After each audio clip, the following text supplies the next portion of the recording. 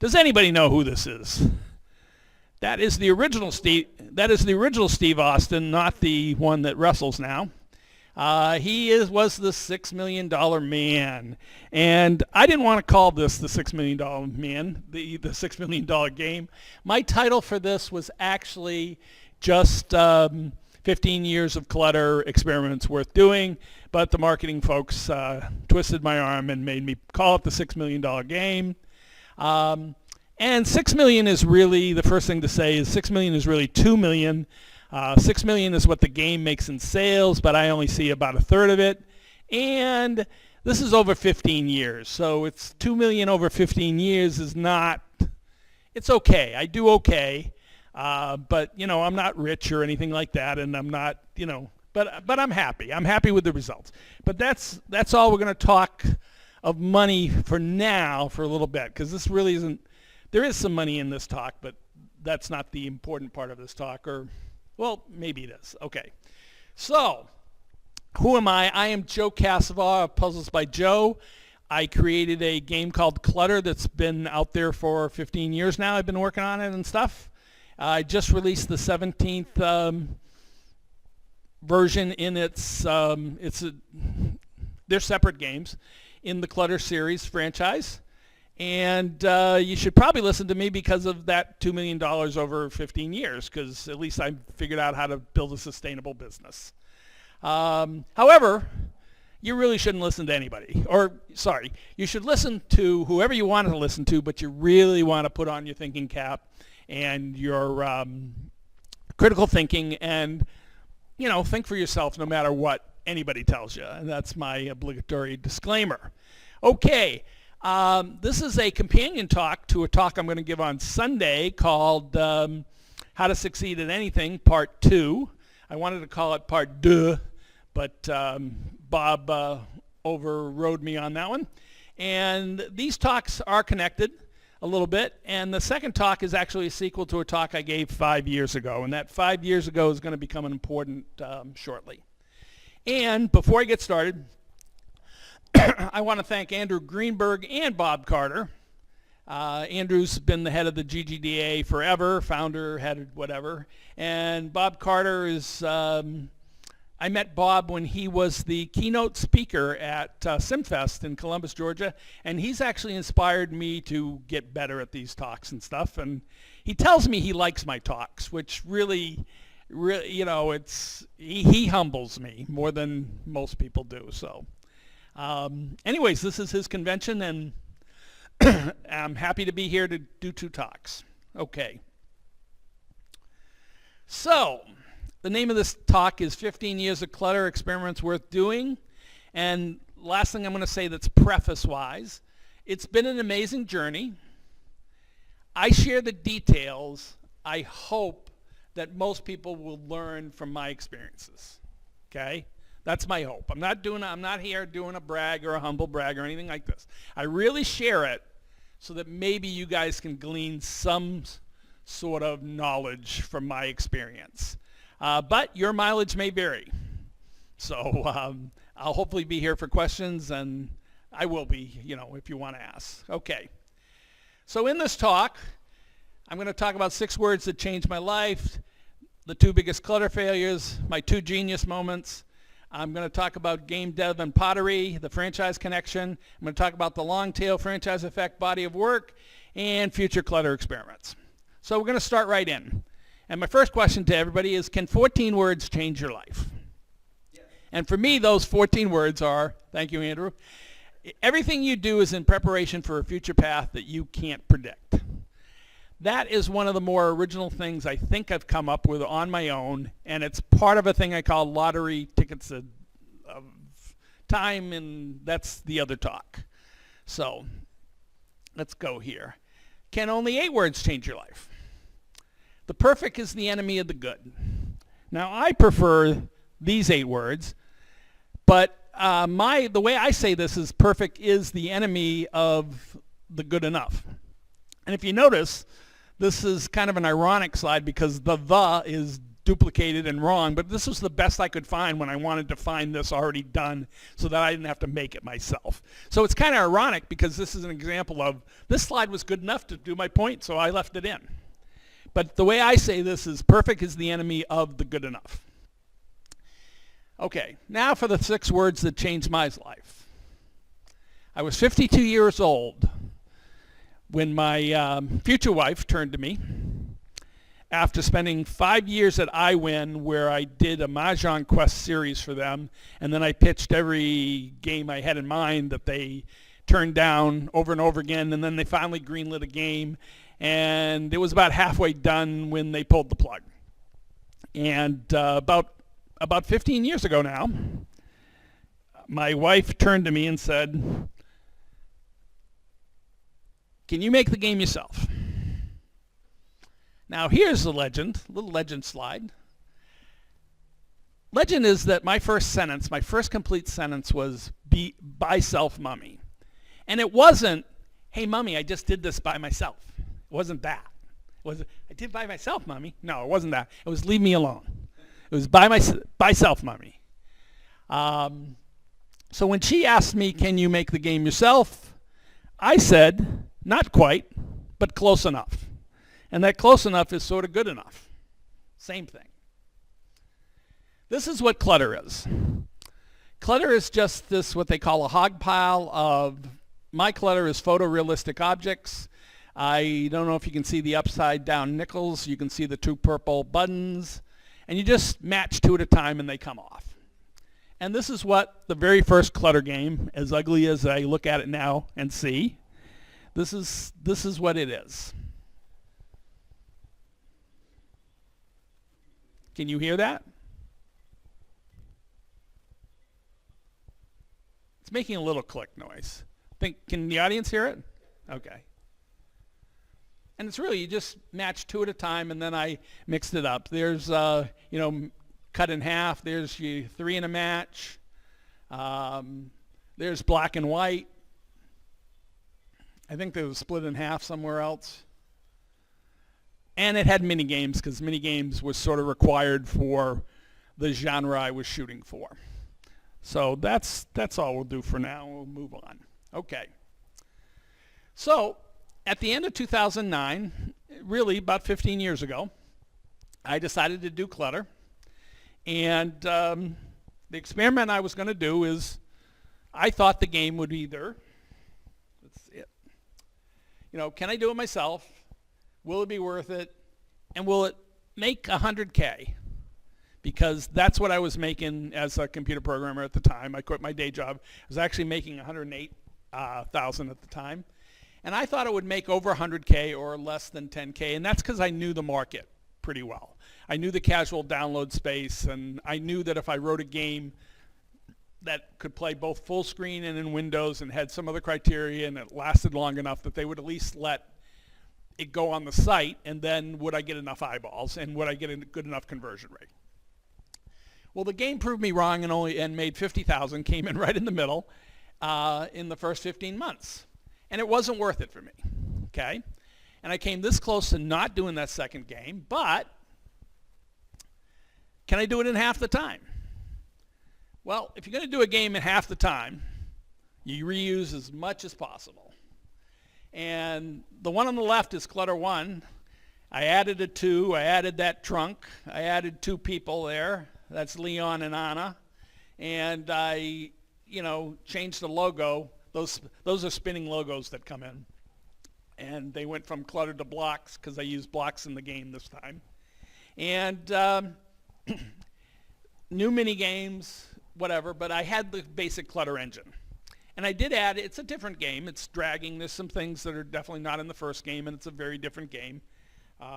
Nobody's bored. If you play 1 and enjoy it, you're not going to play 2 and feel you were ripped off.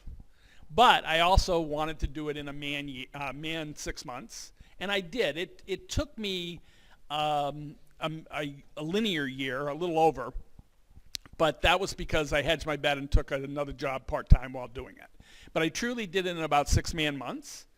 And I thought it would do about as well as the first game.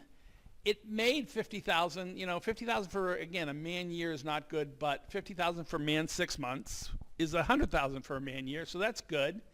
And because it was a moderate hit, I felt it was repeatable. The first one wasn't a huge, but it made enough money, so I figured it would be repeatable, and I was right.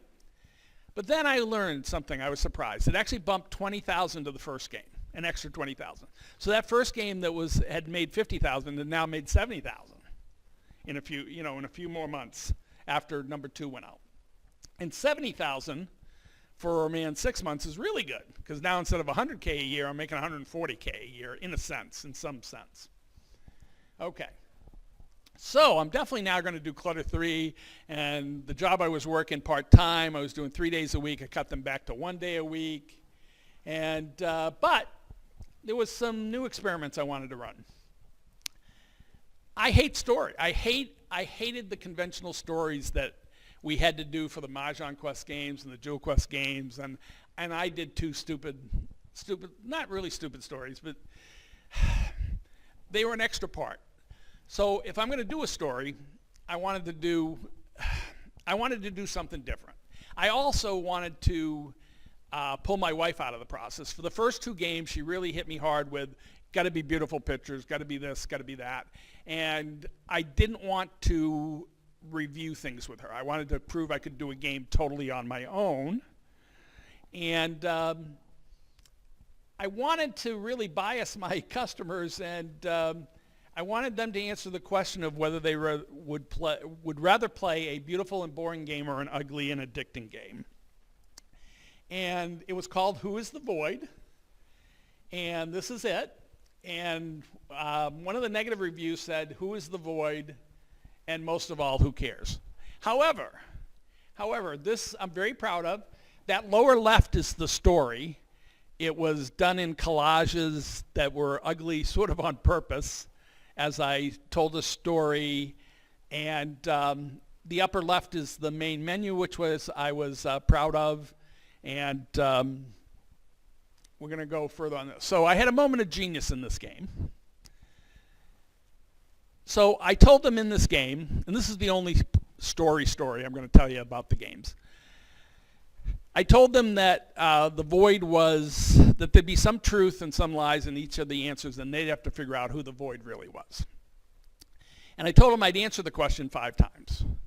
And the first time I answered them, I told them the void was the spark of an idea out of nothing. Boom.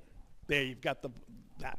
Second time, I said it was the empty space between a designer, the developer, the artist, and like the producer of the game. It's the empty space between them to create the game. The third answer was, since those guys are just those guys don't exist in my game, they are just me. So it's the empty space in my head where all the different hats talk to each other. And the last one, the fourth one, was the vast emptiness of everything that comes before, the vastness of the internet where I pick and choose maybe good little nuggets to possibly use in my game or whatever, right? But it's that vast emptiness of everything that existed before the Clutter games. And then the game, this is the finale of the game. I told them throughout the game they would put together a 200-piece jigsaw puzzle. And they did that by 16 pieces at a time. And they finally got to this, which is really only 192 pieces. So when they finish this off and do the last 16 pieces that make this puzzle, I pop up a text that says, okay, you've really only done 192, and I've been telling you 200 throughout, so you got 8 more pieces to find. And all they have to do is touch one of those corners, and that Puzzles by Joe comes into the middle, forms my logo, and spins off again. I say, oh, good, well, you're up to 196. Now, for your final bit, you have to, finish this off. The answer is the void is and I gave them 4 underscores. And then all they have to do is touch the V, the O, and the I, and it doesn't matter the order. And it comes down, and at that point, it's the void is the VOI blank. And I pop up another message that says, now the void can't just be the void, because that would just be really stupid. However, they have to hit the D. When they hit the D, and this is the moment of genius, thought of it in my shower, it's a coincidence that I then took advantage of, But you can see the way the alphabet is, the N through Z is all together. But if you look up at the A through M, you can see the C, D, and E are separated. And you click on the D, and the D comes down for 1 second. Boom. And goes back up, and then the C and E comes down. And the void changes into the voice. And I tell them this. The void becomes the voice. Answer number 5. The void is the gap. The void is the empty space, the gap between you, the player, and me, the designer of the games. But the void can become the voice, your voice, and you can use it to cross the gap, provide feedback, and help me make a better game. Smartest thing I ever did. Up to my engagement, people, not a lot, but I have 1,000 people that are probably on my website. There's, probably 500, 600 on Facebook that give me feedback, and they've helped me make the game better because I do use them for my beta testers as a small group, and I listen to everything they say. And this started what I call Meta Jonas. They now think of Joe as a person that created the clutter games, that they know who I am on some level. Okay, so 3 did better than 1 and 2 combined, sort of, and kept up the bump. Okay, so now I'm off to the races, and I stopped working my other job at all. For Clutter 4, I try to see if I can get a game out really quickly, and I love the mini games. And I did a game that was focused on the mini games called Minigame Madness Tour, even though it had some clutter in it. But I wanted to get it out quickly. I started thinking in terms of that my game was a commodity. It's like cans of coffee going down a dread. People don't care how shiny that can is. So all they want is that next bag of coffee beans. So that's how I justified I really want to get the games out quicker. And at the time, I felt that was very true. However, will they buy a game focused on minigames? Nope. That game did not do well. And even though you're just talking 10 or 15% up or down, it's still, you can tell enough that was not a direction I want to keep going if I want to stay in business. So 5, before I get on to 5, I wanted to give you the obligatory haters page this is a review of each from the first 4 games of the people that hated my game the most. So number 1, looks like a student project. Number 2, I'm a huge fan of HOG games, but this was awful. Number 3 was the Who is the Void, most of all, who cares, which I thought was funny. And 4 was the absolute worst sort of junk pile ever. I learned quickly, just to do this little nugget, I don't listen to the haters. If you listen to the haters and try to please them, you're going to put a watered-down version of your game out. And if you have a game where everybody goes, oh, yeah, it's pretty good, it's okay. It's good. And nobody hates it. If nobody hates it, probably nobody loves it. Okay? So what I do instead of listening to the haters is I listen to people who love my game that are still complaining about something. And then I try to fix that. Okay, so we're now up to 5. And by the way, we're not just going to go through 15 games. I'm just getting about halfway through, and then we're going to really go off to the races. So number 5, I decided to go back to Jonas. And number 5, I decided to have fun with them, and the story was, why am I doing a Clutter 5, and will there be a Clutter 6? And really, I just talked about my dilemma about trying to keep energized and so forth, and not wanting to put out the same old game, and I talked about the puzzles quite a bit. And this game really kicked butt. I thought 3 did well.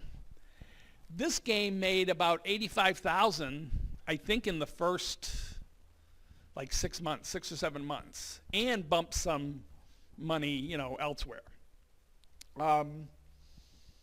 And this is when I started really seriously considering what I call the franchise effect. And these are my first 5 games, and you can see how they lift the games below them, each of the games. And the interesting thing to note at this time, and I'm now 15 years down the road, but that first game, Clutter 1, is still my best-selling game ever, even though it was my crappiest game, at the time, in a sense, right? So it made $50,000 in 15 months. If I'd never done another Clutter game, maybe that would have brought in about $60K. That game has now brought in $250,000, $250K to me. But that's the only game that has, and 2 is like a couple hundred, and then it goes down. And again, 5 and 3 you can see are better than the others, because your initial push of whatever it does out there does affect the later algorithms and stuff. Okay. Next. So now my biggest failure, but my best looking game, and it had some bright spots. I met 2 very smart young ladies who just graduated, and they were both type A's, and I decided to let them do the story and music, for Clutter, while I focused on the games and stuff. And it's my best looking game, and it has cutscenes I did, and we even did stupid stuff. It has a map. I love it. It's a map with a airplane that goes across the map like this and does a loop-de-loop in the middle. I love doing that because it was so stupid and so much fun to do. And those are them. And this game cost me about $12,000, whereas a regular game cost me $0 or less than $1,000 for paying for some photo objects and stuff. But I paid them. I don't believe in paying, horribly, to intern level people, right? They were doing a good job. I paid them well enough. But it cost me $12,000 for this game, and this game did much worse than 5 and didn't do as well as 3. So it was definitely a failure. However, marketing people loved it, and the producers and publishers, and I think it's the first time maybe on some of their radar Clutter really appeared. Even though they didn't understand how those ugly games were selling. But somehow this got them to look at it. Okay, so in my response to, the artists had done maybe 10%, 20% of the next game, and I totally cut her off and said, we're done. Paid her for that. And Clutter 7, which was going to be this thing called Back to the Attic. It's the Lost Clutter, which I talk about in other Clutter games and stuff, and it's always fun to throw out. And I show the art from it, and that's kind of fun too. But I decided I'm really going to turn Jonas up a notch. I was burnt out a little bit after 5, but also excited by what it did. So working with the 2 young people and collaborative again really actually got me excited again to do the games. So 7, for 7, which became, again, Clutter 7 was called Back to the Attic, and that 7 was this, which was an attic ladder falling down. So I didn't want to use 7, so this sort of became 8, but I didn't want to use 8 because, 8's coming up. So I called it Clutter Infinity, which is 8 on its side, and I called it Joe's Ultimate Quest, and I upped the Jonas tons. It had so much stuff that I know, I hear producers' voices from past jobs I worked at going, you can't do that. And it did better than 6. And they accepted, so forth. And the story of this game, I think I put it in text here, Super Meta Jonas, the story was this. How did Joe become the guy who ended up being the guy that ended up creating the Clutter games? And just one small example. I have a bad left eye. Because of that bad left eye, I have 3 jock brothers. My father loved sports. We all played baseball. We all did sports. But I sure as heck didn't have fun catching a ball. Not as much. And because of that, instead of catching the ball with him, I used to watch him do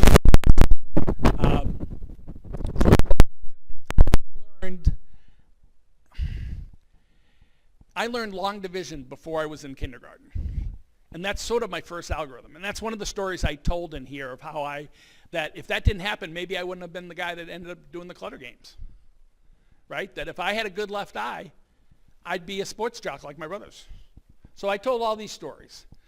And again, it did well.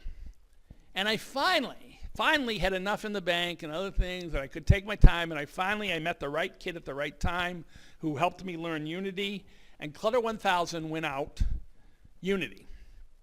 And because of that, I tried to strip it down to the barest thing, and the experiment I ran was no story. Not even no story, no text. And I added those smileys that some people loved, some people hated. I got cartoony. Unity let me do motion I couldn't do, and I really was worried people would just reject the game. But they didn't. It did okay. This is what the last game on the old system looked like. This is Clutter 7. I'm just going to show you. Even though it's nicer because it has some art from the Clutter 6 Lee's story, the interface art is nicer because of her and so forth. It's still the flat, even though I learned to do some colorizing and stuff, it's still flat. I mean, there's some motion, but those motions been there since Clutter 1.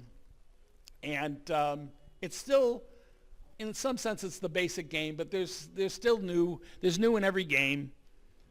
But the look and feel and the flatness and all that was the same. This is the first game in Unity. I did the interface,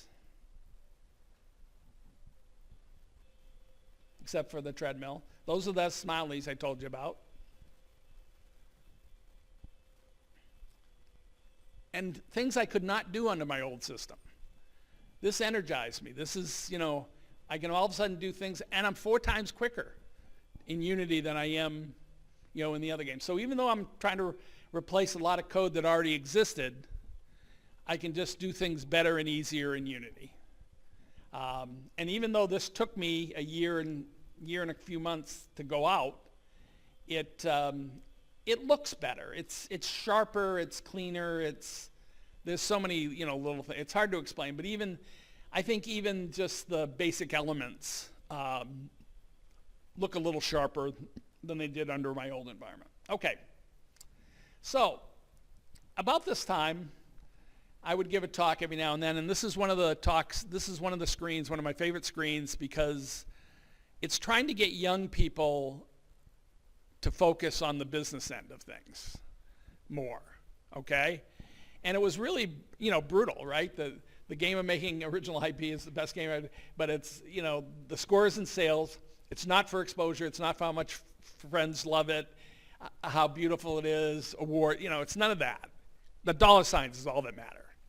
And that's a little harsh, but I even added, I think, that last line, not for how much you learned doing it, because I got sick of hearing. That wasn't in the original slide way back, but I gave a couple talks, a year or two later, and I decided to add that one because,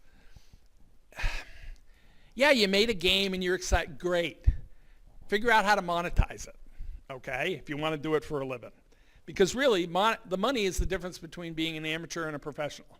You're a hobbyist if you're not making money from your games, okay? And it's a little brutal. And I'm not brutal in person. I'm a nice guy, but that's it. And I love my tagline here: digital original IP and the franchise effect, the gifts that keep on giving. Okay. So this is the first 10 years. I just barely was putting out 19, which I got out fairly quick after 1,000, and it didn't have a story either. The story was in pictures, but it did have help text. But that's really 10 years after I started. And it turns out that's just about the same time I made the first $1 million. And I think that's kind of amazing. But, 5 years later, I put out more games. And before I get into that, which you already know, my page, because this is not just my I lost my financial aid after my sophomore year of college. And the only good thing I can say about that is I got it back a semester later. I went in and found out what I needed to do. And I worked 20 hours a week at a part-time job that I kept until I graduated. It was UPS. I took on an extra class. I had my first real girlfriend in my life. And I learned how to play ping pong. And I found out that if I have a little time to dub around, that could expand to being dubbing around quite a lot, unfocused. But when I have zero time, I use it really well. And the only luxury I, afforded myself was the, playing ping pong and getting better at ping pong. But I was very focused, and it took me a semester. I brought my grades back up, and boom, my financial aid came back. So, I also spent 2.5 years on my very first, mostly to learn C. I wanted to learn C. I was sort of a non-COBOL programmer in a COBOL shop. I saw C as the wave of the future. This is back in 1988, something like that. And I spent, for 2.5 years, I spent 20 weeks doing this game, not so that learning C was fun, not really to do the game, but I tried to sell the game and so forth, and I made zero money from it after 2.5 years. However, it did get me 3 job offers, so it wasn't a complete failure or a waste of time. And then, more recently, right before I win in Clutter, so about 5 years earlier than Clutter started, I spent about 3.5 years making 9 games for my Puzzles by Joe. And I couldn't figure out how to get anybody to my website. So you guessed it, I made $0. But it did lead directly to my doing Mahjong games for iWin, because somebody who was there, who his boss, like CEO of the company, looked at my website and looked at those 9 games. And at least he saw, this guy's crazy. This guy at least knows games and puzzles and so forth, and yeah, he's the perfect guy. So it at least led to almost no conversation, because I did that. Okay, so 5 years later, I made my second million out of those 8 games. That's 200 games on average. That's cool.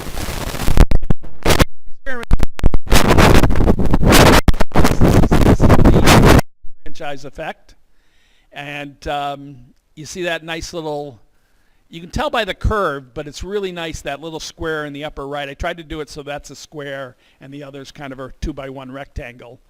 But you can see the difference. It's sort of an exponential curve that starts, but then it's now, it's a pretty consistent line up there in the upper right. And I'm proud of that. Okay. So, this is my mantra. And I'm gonna explain my second genius idea. And this is probably the number one reason for giving this talk. My elevator pitch in my mind became for Clutter that it was Mahjong without borders. And I'd already done Mahjong, right? It's just a matching game. You pull off 2 at a time with Mahjong with tiles. But this is an unrestricted Mahjong. And my question was, this is the great Clutter debate I wrote for another talk. So was it a $2 million genius idea or just $2 million worth of a good enough execution? And it's a trick question. Because the real answer to the Clutter debate is, ideas are a dime a dozen. The real genius idea for Clutter is this. I believed a minor variation in an HOG game was worthy of a full game. That nobody was really exploring this little space within a space. And the reason this is the core of this talk, or the most important slide, is this is something you can do. I don't care what it is. Whether it's music, writing games, art, doesn't matter. You can find a little corner that you think is being overlooked. And you can make it your own. You can become the expert, in that field kind of a thing. And, and then the rest is hard work. It really is. So, again, the genius idea was really that, I used to tell my boss at iWin, you pick a genre and I can create you a game that's good enough. And they couldn't pick a genre for me. And when I picked one for myself, I wanted a game appealing to hidden object game people because that was the biggest market I could get to. And that's the only reason I picked it. And then I wanted a game you could play over and over again, which is why I did a non-verbal hidden object game. And that's it. The rest is history. So Steve Martin once said, be so good that they can't ignore you. I changed that a little bit. Be good enough and stick around long enough so they can't ignore you. Okay? That's my motto. And right after I gave the talk, 5 years ago, after I hit, it became its own genre. There's a thing called Shopping Clutter that put out 26. They did 26 versions before they gave up. They bypassed me. They did 5 a year. And they're aimed more at kids. They're more cartoony. It's very slower paced.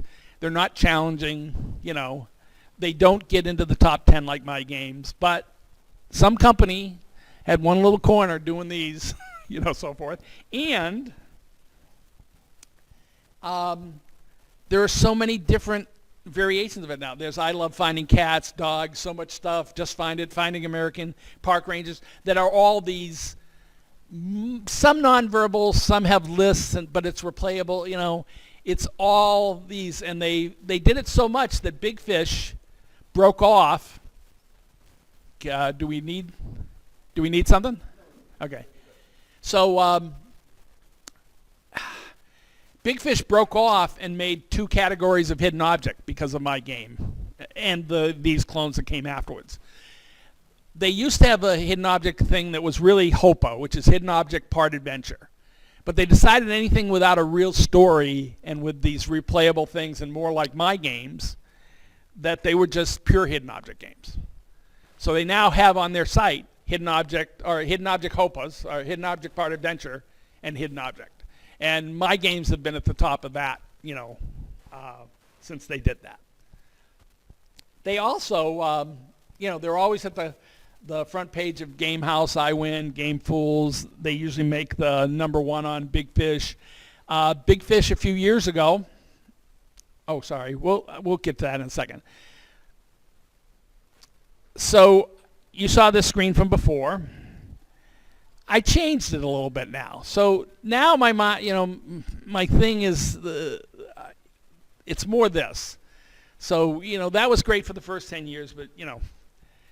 So what I like to think of it now is I'm in the game. I play the game of making games faster while maintaining quality and enthusiasm and pushing the limits of the genre I created.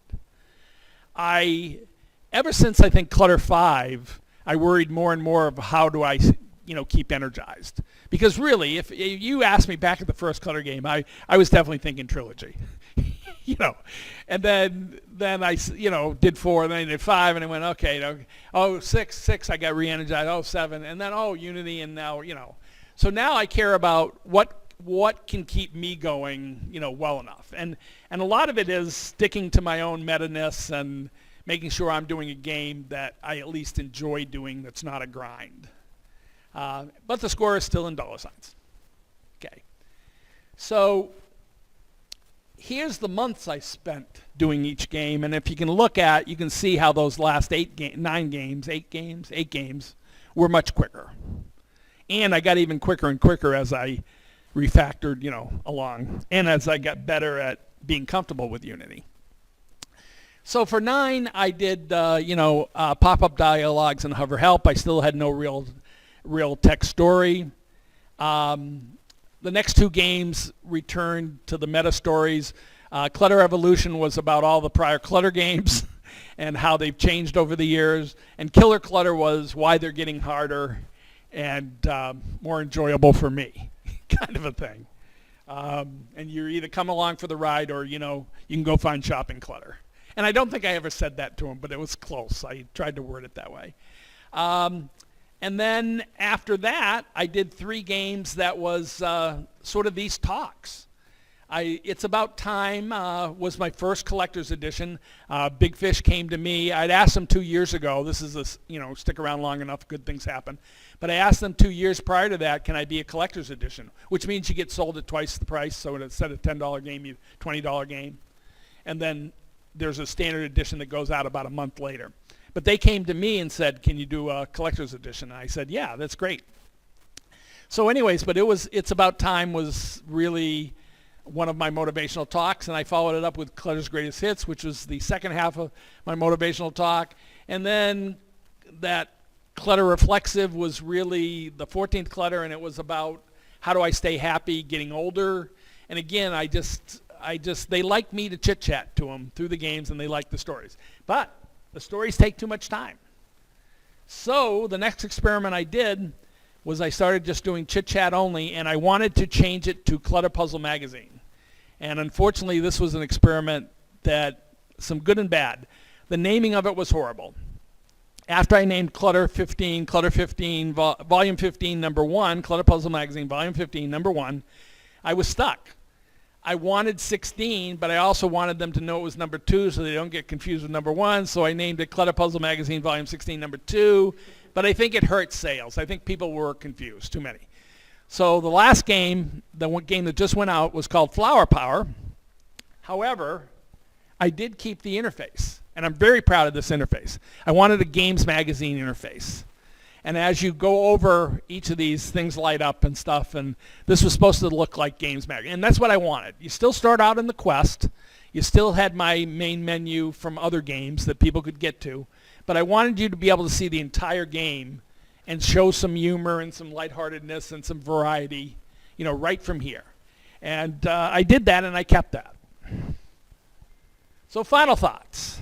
My current development environment is forever fine. I held off from even thinking of certain things to do when I was on the old iWin framework, pre-Unity, because I knew it wasn't forever.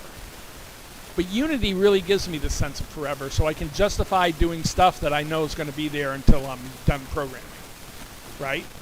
I don't have to put off anything and anything I use is going to go to the next game. I've always thought as programming as, the best set of Legos, but Unity cranks that up to another level. My philosophy as a designer or a programmer, the engineer type of me is you want to do something so well, you shove it down and never think of it again. You just use it. And that's what it is. That's, you build a little house in Lego, you put it in it's always that house. It's always there. You can always go to it. And that's what clutter, that's what happens with clutter. So my wife is a potter.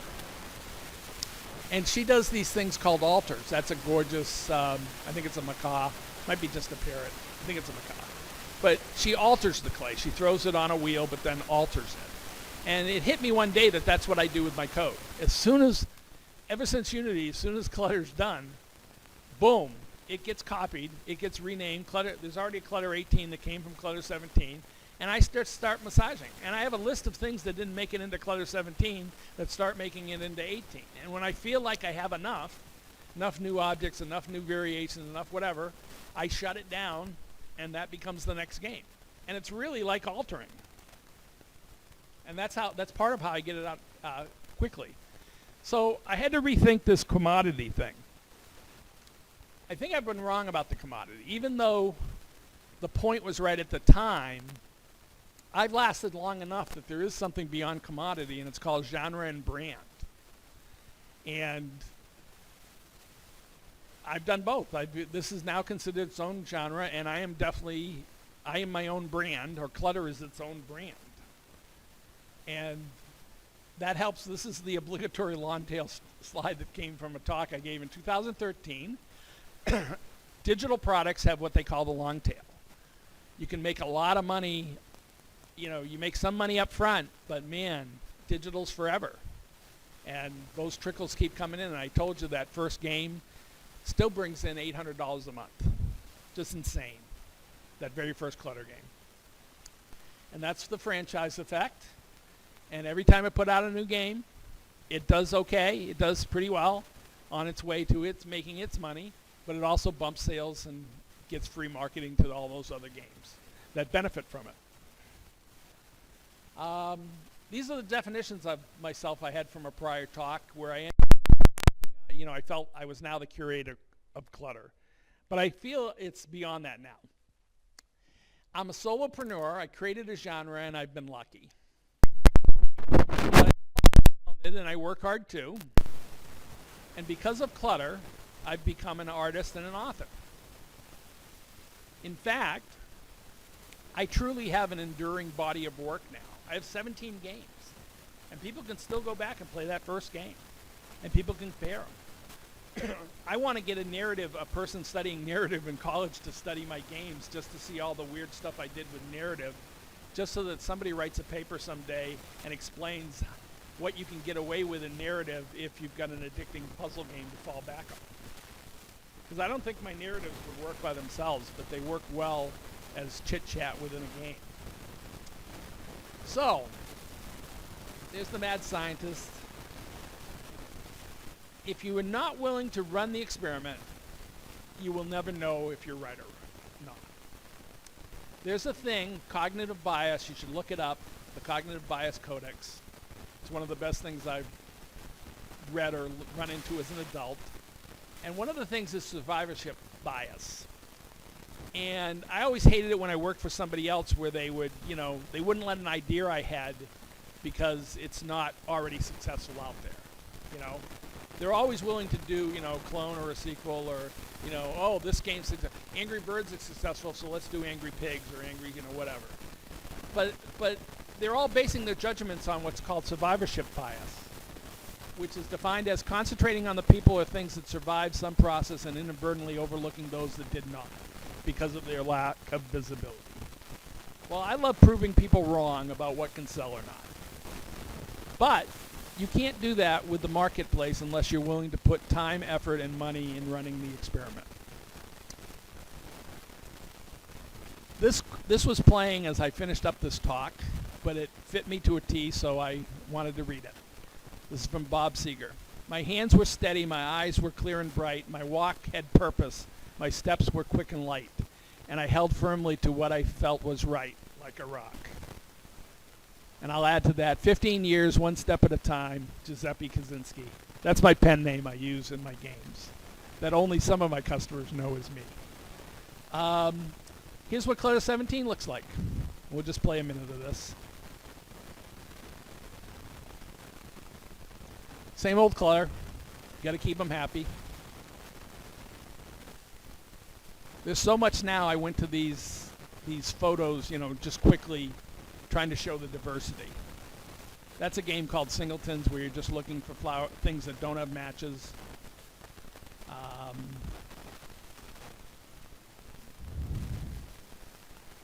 Just again showing all the diversity. This is one of the pop-up boxes that are now in all the different directions as you play them. And then finally, one of the crazy levels that I gave him this game, which I call the Jaws of Death. And all of those are these things called petals, and all three have to match to match. And that's the latest Clutter, which is quite a different from the first one. So the future of Clutter real quick. Some mobile app maybe someday. I have 3 or 4 mobiles that aren't pure mobiles, but we're going to do a pure one, I think. Going to get it on a website, running from websites soon. And I can't tell you who with, but I'm excited about that. And really the future of Clutter is this. Run some more experiments, take another step. And that's it.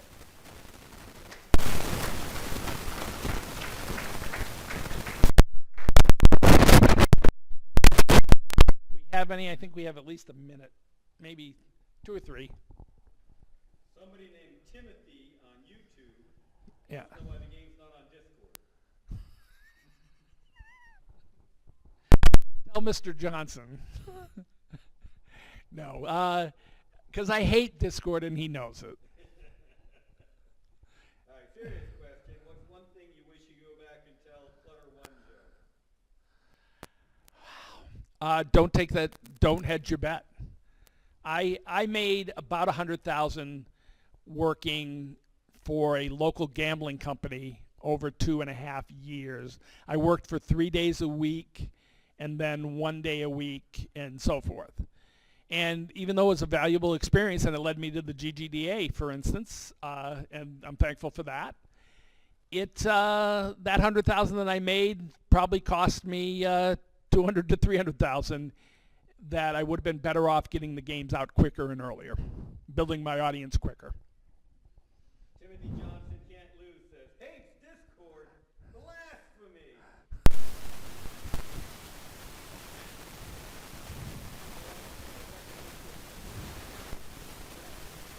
Okay.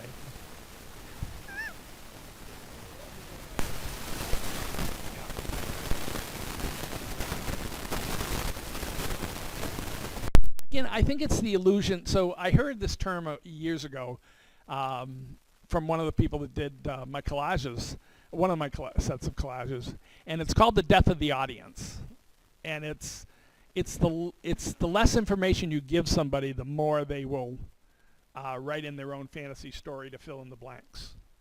And I am true. Everything I do in the games are true. But the Joe that's really visible within the total Clutter is probably a nicer version of me at the bare minimum. He's not quite the truth, but there's a lot of truth in it, And I think that was, I'm not sure what your question was, but I think that was I'm so glad I did that. I mean, the connection with them, they keep me going. I love my customers.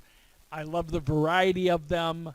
I love some of the things they pay attention to that just amaze me, that they catch and so forth. And I know they truly love the game. I do understand people looking at the game going, how can anybody play this garbage, But I also get the fact that people love it. And I am grateful for them, and I'm grateful that they've let me push it harder and harder and more fun and more challenging and whatever while growing through the 17 games. And they are truly different. You compare any two of them and you're not going to come away going, oh, that's the same game. So you don't have to be able to read to play most of your games. What's your sense of skills outside of English speaking? well, number one, most of them have been ported to about 5 or 6 languages. But Clutter 1000 did really well, and it had no text. It had just icon-based and stuff. And those icons are still there. And some people, still don't know what they mean or whatever. But, I think I definitely have people all over, but it's more English-speaking. But I think, I think I have a pretty big contingency in both France and Germany. But it's all over. I mean, when you look at the world map and people that have played Clutter, it's, everywhere. And, I have a very easy, from game 1 or 2, there's a talk, you can skip the story.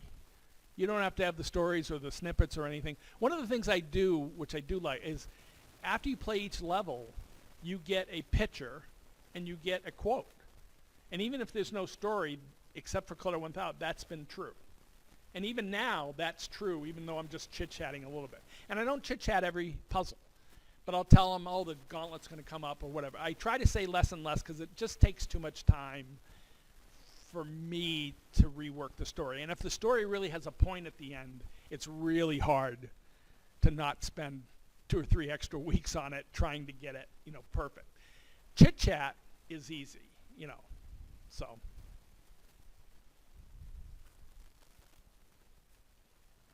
Any last things? We done? Yay! Comes.